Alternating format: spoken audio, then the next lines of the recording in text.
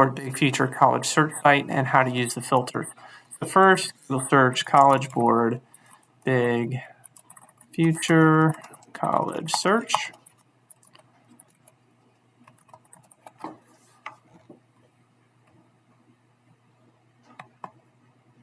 Click on the link that has that there. And then once you're on the page, it'll bring up the Explore Colleges. It has quite a list or quite a database of schools, as you can see here. And what we're going to do is take a look at the different filters to be able to use them. So for instance, if I wanted to click on location and look at schools in Florida, we can do that and narrow down our list of colleges.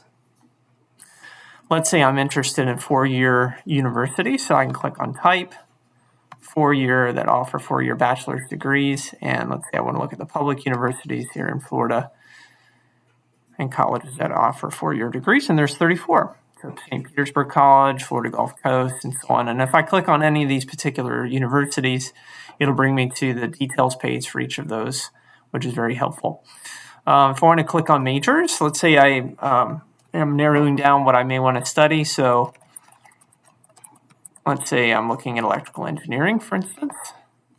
This will show me the four-year public universities here in Florida that offer electrical engineering. So University of North Florida, Florida Atlantic, West Florida, and so on. And so these filters, if we click on type, we can narrow down. You can look at also two-year programs, private universities and colleges, special mission study options, the religious affiliation if you're interested in a particular religious affiliation. Majors, you can add additional majors. You can add additional states, so you can look at surrounding states. Affordability as well, so financial need and application fees.